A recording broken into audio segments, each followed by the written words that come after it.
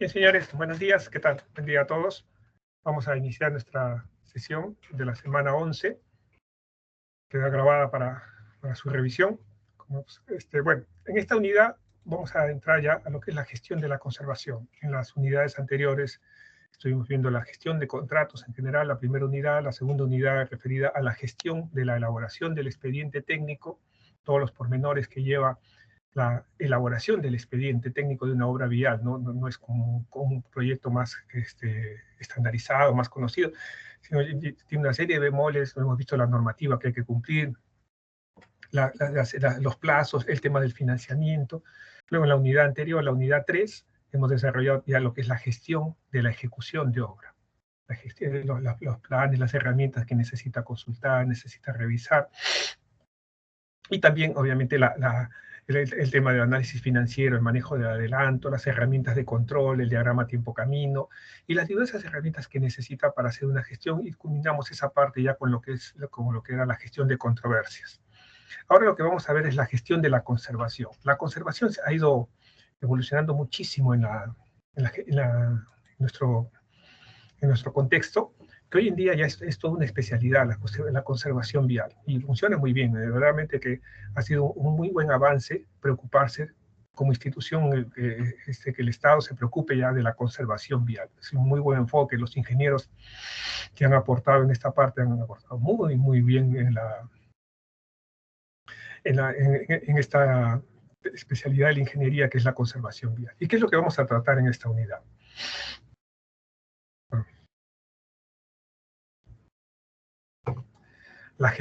¿Cómo se hace la gestión de conservación? Vamos a ver la normativa que rige la conservación, las condiciones que están en el aula virtual. Se ha cargado también los términos de referencia para un ejemplo, para que vean todo lo que se le pide en un contrato de conservación vial, ¿no? Todas las cosas que se generan en esta. Y apareció, gracias a este mecanismo, aparece una figura en el mercado que es el contratista conservador. Es una nueva especialidad. Contratista, siempre, a nuestro entender, siempre ha sido el contratista el ejecutor, ¿no? El ejecutor de obra, ¿no? El que cumple con las especificaciones técnicas, cumple con los planos, cumple con lo que dice el proyecto. El contratista conservador es una empresa de gestión, y para obras viales el mercado la ha generado. No es que sea una especialidad ni nada, digamos, una cosa que se estudia en la universidad, o que uno tiene un título de ese tipo de contratista conservador. No hay esa figura. Hay maestrías, sí, dirigidas a gestión vial, pero el contratista conservador es la empresa que tiene que conservar la vía en el estado, en las condiciones que le pide el cliente, que en nuestro caso es el Ministerio de Transportes y Comunicaciones, Provías Nacional o Provías Descentralizado. ¿Y qué cosa nos pide el cliente? Nos pide parámetros de conservación. La diferencia entre un contrato de obra y un contrato de conservación vial radica básicamente en que en un contrato de obra le piden que usted cumpla con ejecutar un trabajo bajo las condiciones preestablecidas. Entonces, sabe que usted ejecuta una viga, una columna con estas dimensiones, con estas características, con este concreto, y eso es lo que usted ejecuta. Que sea útil o no para el cliente esa viga, eso ya no es su tema. Usted ejecuta la viga, la columna, tal y como está prevista en el proyecto. Y así, bueno, y ese es su trabajo en un contrato de construcción, y así es. En cambio, en un contrato de conservación, lo que se le pide es que la carretera se conserve en buen estado para satisfacción del usuario. Es un cambio de visión, porque ¿quién es el cliente aquí? El cliente final es el usuario, es el que presta, el que recibe el servicio. Es un muy, muy bonito enfoque, muy interesante, porque es un cambio de visión. El cliente no es solamente el Ministerio de Transportes, el Provías, no, el cliente es el usuario final. Y lo que se busca es la satisfacción del usuario final. Luego vamos a hablar en la segunda siguiente sesión, la conservación de caminos no pavimentados, el método URSI para caminos no pavimentados. Una metodología muy interesante, también muy buena, porque siempre cuando hablamos de conservación, pensamos en bacheo, parchado, sellado de grietas, sellado de fisuras. Claro, eso es cuando el camino está pavimentado. Pero ¿qué pasa cuando el camino no está pavimentado? ¿Cómo se mide el estado de conservación? Entonces, este método UCI lo vamos a desarrollar muy en detalle, con un ejemplo incluso sobre un trabajo que se ha hecho en Piura para esta aplicación. Y finalmente vamos a hablar sobre los mapas de riesgos en obras viales. Este es nuestro desarrollo de la unidad 4. Hoy día vamos a ver hasta lo que es todo lo que es el tema de conservación en general y los contratos de conservación. Algunos conceptos claves que debemos desarrollar, ¿no? Básicamente el concepto de la conservación vial se confunde con mantenimiento, ¿no? Mantenimiento, pasas a mantenimiento. Cuando yo terminé la universidad, todos salíamos pues con la mentalidad de ser ejecutores, ¿no? Constructores. Era nuestra visión de ingeniero, ser constructor de carreteras. Era nuestro horizonte de vida era, bueno, construir carreteras, ¿no? Bueno, los que hacíamos la especialidad de transportes, ¿no? Los que hacían la especialidad de construcción, obviamente, tenían otro horizonte, hidráulica también, pero básicamente los que trabajábamos, salimos con la especialidad de transportes, era horizonte construir carreteras. Pero también ya en paralelo, ya en la vida uno va viendo que también puedes construir aeropuertos, también puedes construir represas, otro tipo de obra, digamos, de infraestructura vial. Pero, ¿por qué les comentaba esto? Porque cuando alguien pasaba a mantenimiento, era mal visto. Cuando alguien dice, oye, lo mandaron a tal persona, lo mandaron a mantenimiento. Pucha, habrá metido la pata, ¿no? O no será muy capacitado, seguramente no está muy bien preparado, por eso lo mandan a mantenimiento. Porque mantenimiento, en esa época, estoy hablando de los años 85, 86, 87, yo terminé en 1985.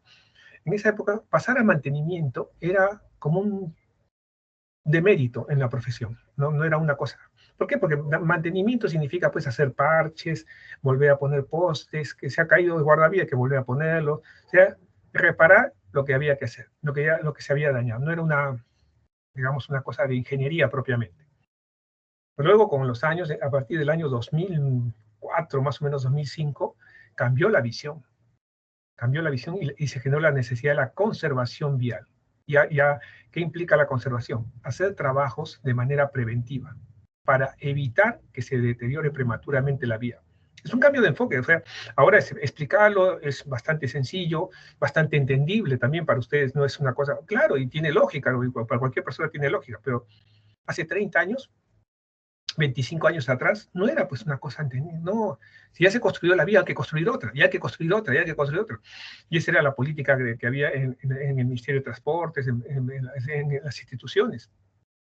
La conservación comenzó a generarse, y se va deteriorando pues la vía, claro, es que nos ha costado buen trabajo como país entender que las vías se deterioran, que son un bien que se deteriora.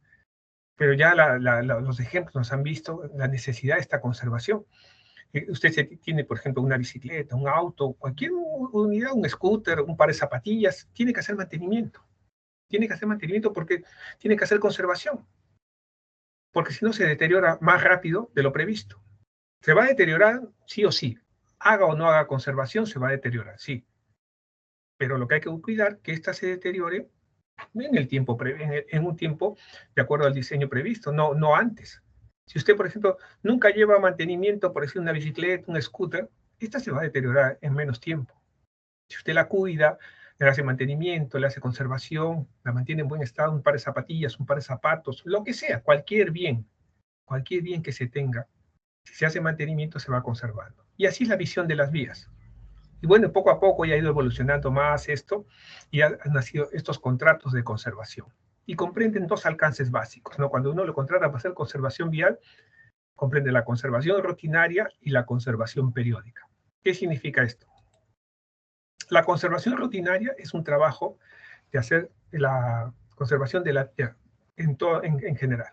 O sea, es la limpieza de las vías, es el trabajo que se hace todos los días, ¿no? Limpieza de cunetas, ver que no haya obstrucciones, quita la vegetación que va creciendo todos los días, es la conservación rutinaria. Por eso es que los tramos que se dan para los contratos de conservación son tramos grandes, pero no son longitudes, sino son ramales.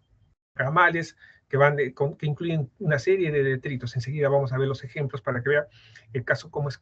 Pues, lo ideal de estos contratos de conservación es que usted tenga más o menos unos 300 a 400 kilómetros de longitud, pero no en línea recta, porque es muy difícil operar en línea recta. sino que tenga un eje con varios ramales que van a los diversos pueblos, a los diversos accesos, para lograr esa interconexión. Y en todo ese tramo tiene que hacer conservación rutinaria. Y ese es un concepto de pago. Y el otro concepto de pago es la conservación periódica, que está conformada por trabajos que no tienen que hacerse de manera inmediata, o no pueden hacerse, sino tienen que hacerse de manera progresiva. Por ejemplo, en una casa, si hacemos, ¿qué sería la conservación rutinaria? Barrer todos los días. Todos los días se barre, es una conservación rutinaria, para que la casa esté en buen estado. ¿Qué se hace periódicamente? Periódicamente se podrá hacer pintar la casa. Claro, pues, eventualmente, cada 2 años, 3 años, 4 años, según, se puede pintar la casa. Se puede arreglar puertas cada cierto tiempo, pero no todos los días, ¿no? Entonces, cambiar los aparatos sanitarios, cambiar los pisos cada cierto tiempo, depende de la programación, o mudarse, que sería un cambio, un cambio de estándar, pero no se hace eso permanentemente. Lo que sí se hace todos los días es barrer, todos los días, igual es en las carreteras. Todos los días se debe hacer un mantenimiento rutinario. No quiere decir que usted va a barrer la carretera todos los días, sino hay que cuidar que no haya obstrucciones. Recordemos que, insisto en esto porque a veces se pierde el concepto. No es que, oiga, usted tiene que barrer cada kilómetro todos los días y necesita un ejército de gente. No. Tiene que cuidar que el usuario, porque la visión está en el usuario no tenga obstáculos en la vía para circular de manera segura y confortable. Eso es lo que hay que cuidar. El objeto de la conservación no es obligar al contratista o al ejecutor de la obra a que esté barriendo aunque no haya nada que hacer, no. Es brindar un servicio para el usuario. Es un cambio un poquito de mentalidad de conceptos en algunas cosas. A veces no se entiende claramente cuando se ejecutan estos contratos el alcance. Y se exigen cosas que no corresponden. Por eso es muy bueno entender lo que son los conceptos claves. Por ejemplo, tenemos fisuras finas, fisuras medias, fisuras gruesas. ¿Qué significa cada una de esas? ¿Y cuándo deben tratarse? ¿En qué momento? ¿Y cómo nos van a pagar estos trabajos? Los contratos de conservación tienen una particularidad. No se le paga al contratista por metro cúbico de concreto, ni por metro cuadrado de encofrado, ni por metro cúbico de base, no se paga por eso. Se paga por mantener estándares de servicio. Por ejemplo, no debe haber fisuras, supongamos, mayores a 3 milímetros. No debe haber, porque esas son grietas. Entonces, ¿qué tiene que hacer el contratista? Verá cómo hace para evitar que esas grietas permanezcan. No puede evitar que se formen, ¿no? Porque eso depende del tráfico, y además el contratista dice, bueno, yo no he construido, pues yo no tengo... Está bien, pero usted está a cargo del mantenimiento. Está a cargo de la conservación de esa carretera. Como digo, es un trabajo no tan sencillo, no se debe subestimar, porque puede caernos en condiciones que decimos, bueno, ¿y cuál es el alcance del trabajo? Imagínense, tenemos estas fisuras por asentamiento que vemos en pantalla. El terraplén se ha asentado lateralmente. Cuando se tienen fisuras paralelas, es un indicador clarísimo de un asentamiento del terraplén. Se ha asentado, y aquí se ha asentado porque hay diferencia entre el material que está en la carpeta asfáltica y en la berma. Son materiales distintos, no tienen la misma característica, tienen diferente grado de este coeficiente de contracción. Ante la baja temperatura, pues se contraen de manera distinta y se fisuran. El problema es que aquí la fisura permite el ingreso del agua hacia las capas subyacentes. Si se permite esto, el pavimento o la vía se va a deteriorar rápidamente. Su trabajo no es repararlo, no lo va a reparar, porque para reparar tendría que remover desde las capas inferiores y volver a reconstruir el terraplén, que podría ser una obra de mantenimiento periódico previo acuerdo con el cliente.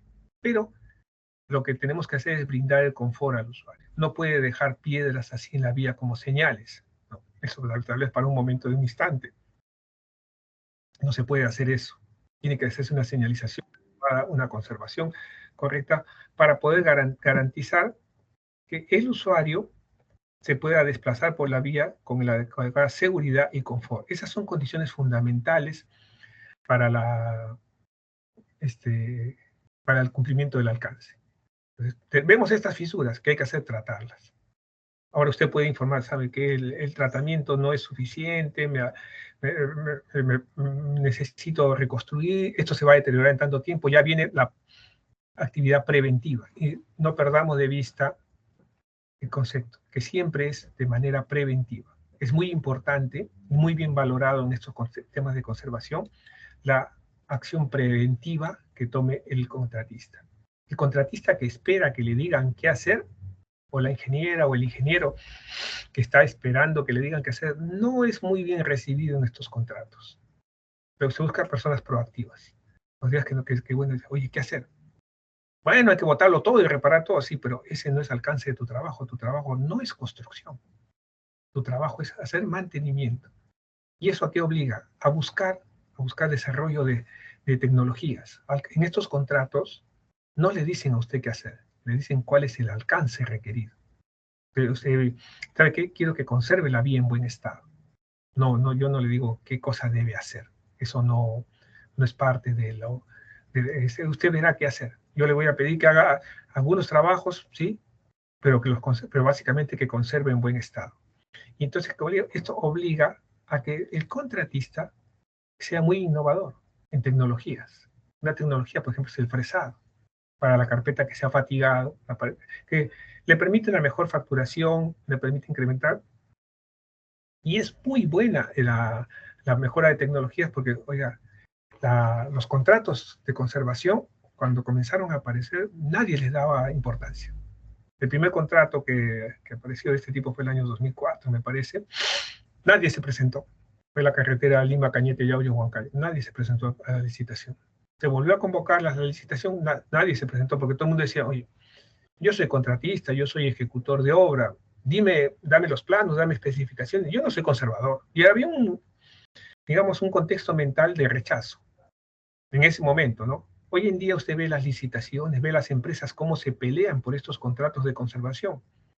Porque, bueno, son contratos primero que son de largo plazo, sin mínimos, ahora son de 5 años. Cuando comenzaron a licitar, la idea era de 10 años, luego lo bajaron a 8 años, y bueno, ahora se han quedado en 5 años. ¿Y por qué tiene que ser de largo plazo? Porque el contratista tiene que garantizar su trabajo y además tiene que ser un contrato atractivo. Si el contrato es breve, no es atractivo. Imagínese que a un contratista le dijésemos, o a una empresa, ¿sabe qué? Usted va a estar haciendo la conservación de esta vía, de la carretera Cañete-Yauyos, pero solamente por 3 meses. ¿Por 3 meses nada más? Sí. Bueno, no tengo mayor incentivo para hacer mejoras, ¿no? Si solamente va a estar 3 meses. No, ahora se va a quedar 5 años. Ah, bueno, 5 años ya implica afincarse en el negocio. Se va a quedar 10 años, mucho mejor. Ya es un negocio más atractivo. Incluso también permite una mejor relación laboral con los trabajadores, porque sabe que va a estar ahí una ingeniera o un ingeniero que lo contraten para conservación preventiva, para diseño, control de pavimentos a lo largo de 400 kilómetros durante 5 años. Caramba, es un atractivo de trabajo, ya tiene asegurado un puesto de trabajo por 5 años. Y hay personas que ya han visto muy bien este rubro de trabajo, se han especializado en conservación y pasan de un contrato a otro, o sea, pasan de un contrato de 5 años, termina, pasan a otro contrato de 5 años y así, bueno, van acumulando muy bien su experiencia, van transmitiendo sus conocimientos, van teniendo un ingreso estandarizado y estable, y lo que igual les permite mejorar mucho la vida, ¿no? Pero también en paralelo están las tecnologías que debemos desarrollar. Una tecnología, por ejemplo, interesante es este trabajo del fresado, que lo vemos muchas veces en las calles, y esto nos permite hacer el reciclado del pavimento. La fresadora es la fresa es esta máquina que vemos acá a la derecha, ¿no? Su rotor que va destrozando la carpeta asfáltica. Va destrozando la carpeta asfáltica, pero la visión que se tiene es no botar. ¿Y por qué no botar? Porque cuando se destroza la carpeta asfáltica, el agregado no se ha envejecido. Lo único que se ha envejecido es el cemento asfáltico. Y el cemento asfáltico solamente representa del 5 al 7% del porcentaje de la mezcla asfáltica. Sin embargo, es usual ver en las calles que botamos el 100% del producto, toda la mezcla asfáltica se bota. Es una visión urbana muy equivocada, pero sumamente equivocada, porque es un desperdicio tremendo lo que se hace. se bota el 100% del producto cuando solamente del 5 al 7% está deteriorado. El cemento asfáltico sí se deteriora, se ha envejecido, sí, de acuerdo. Sí, pero el agregado no, pues. El agregado que representa el 92, 93% de la mezcla, no se ha envejecido, el agregado está en buen estado. ¿Por qué se bota? Entonces permite desarrollar una tecnología de conservación en base a la recuperación de caminos. La recuperación, el reciclaje, fíjense acá, vamos a ver un ratito. Pequeño video, son videos breves nada más. Absurdo es seguir haciendo filas. Pide tus compras en minutos desde tu casa. Pedidos ya Market. Este es el trabajo de la fresadora. La fresadora lo que hace es, claro, sigue siendo todavía un trabajo que contamina, emite polución, pero las tecnologías van mejorando, se puede ir haciendo mejores condiciones de servicio y sobre todo, usted, como digo, son trabajos para 5 años, va a mejorar cómo es más eficiente, más productivo y sobre todo cómo abarata costos y brinda mejores servicios. Mire este trabajo de fresador.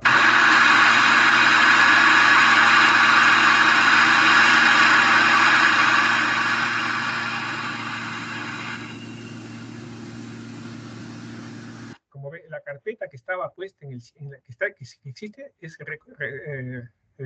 removida y es elevada por esta faja transportadora hacia el volquete.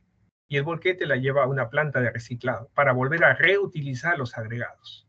Es una técnica muy interesante, están reciclados.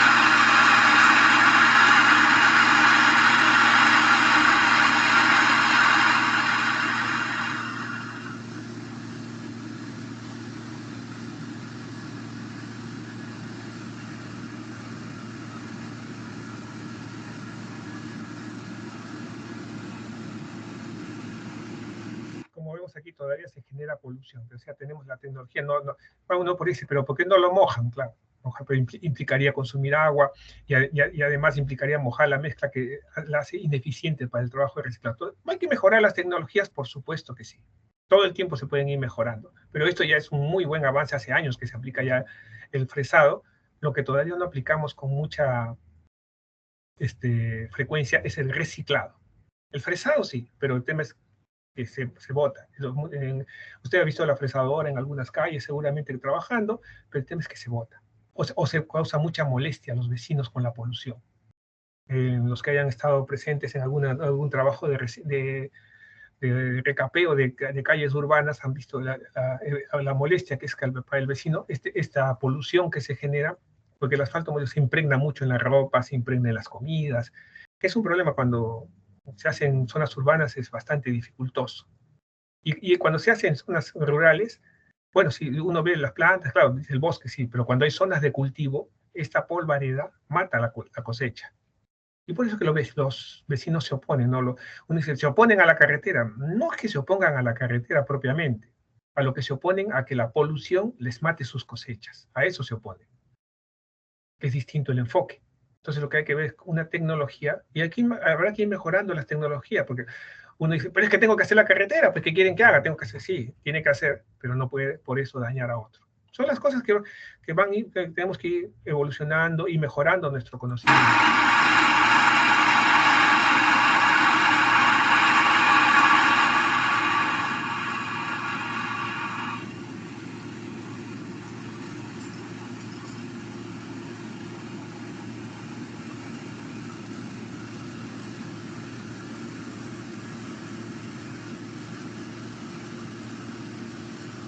Como ven, la polución es incidente. Se controla parcialmente por esta lona, pero es evidente, o sea, no se puede decir, oye, no hay polución, está controlado. Es evidente la polución.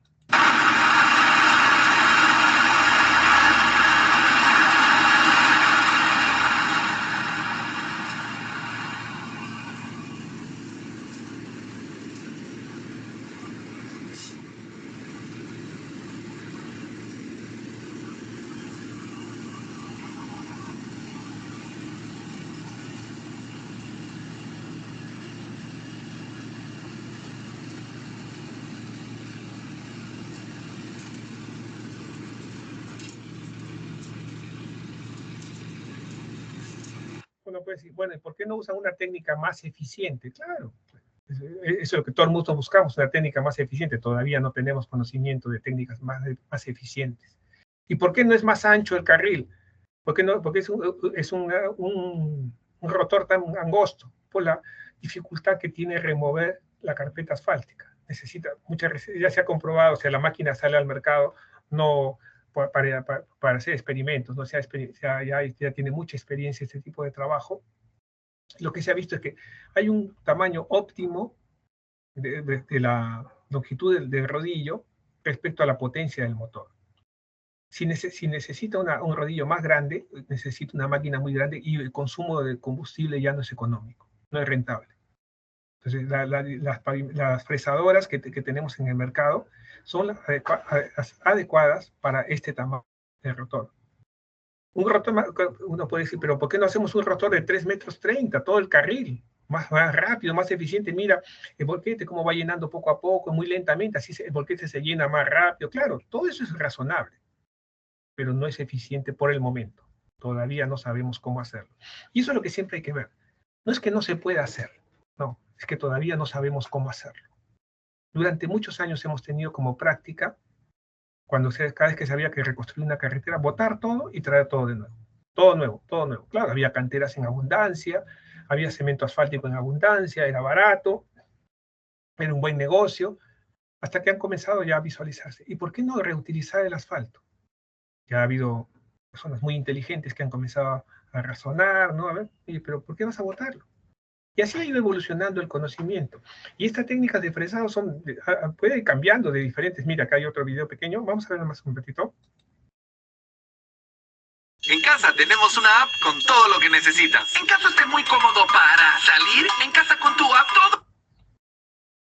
Fíjese esta fresadora. Durante el fresado, las partículas de material expulsadas merman por regla general la calidad del aire y las condiciones de visibilidad en el área de trabajo del conductor de la máquina y del personal de tierra. Para contrarrestarlo, Birken ha desarrollado un sistema único a nivel mundial para las fresadoras en frío con sistema de carga frontal, el Vacuum Cutting System VCS.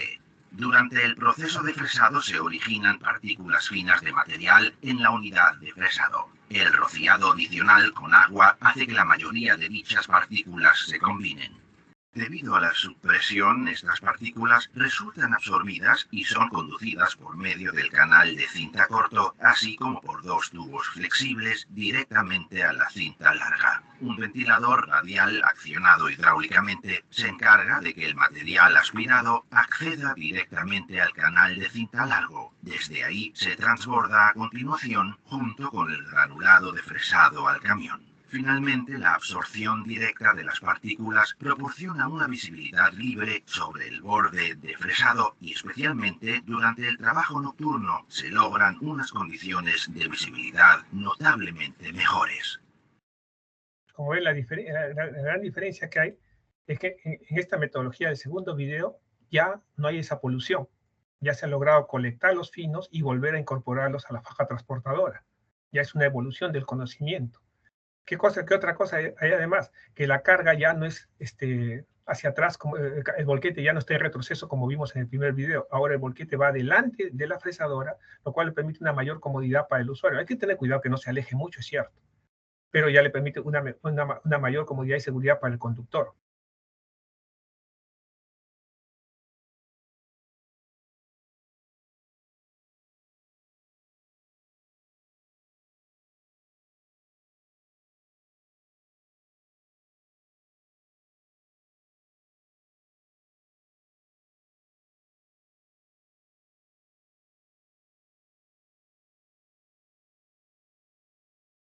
Es lo que cuesta la evolución, lo que cuesta la mejora. Y son condiciones claves que debemos entender la importancia que tiene mejorar nuestros servicios cada vez. Mientras mejor brindemos servicios, vamos a ser más competitivos en el mercado. Y lo que buscan es estos contratos de conservación, este tipo de gestión de conservación vial justo es generar empresas más competitivas. Recuerde siempre que las empresas en general no buscan más personas, sino buscan personas con más habilidades. Entonces usted tiene que buscar cómo ser una persona que pueda brindar mejores servicios, cómo capacitarse más. y en los contratos de conservación tiene muy buena oportunidad. Existen otras técnicas, el microfresado. El microfresado, por ejemplo, es solamente para la textura superficial. Ya no se remueve toda la capa de carpeta asfáltica, sino solamente la textura superficial. Bueno, en asfalto lo puede entender, es relativamente más suave. ¿Y cómo hacemos con el concreto? ¿Qué pasa cuando tenemos concreto? También tenemos metodologías para el concreto. Siempre y cuando no haya deformaciones, recuerde que este trabajo es el trabajo de fresado, es aplicable siempre que no haya deformaciones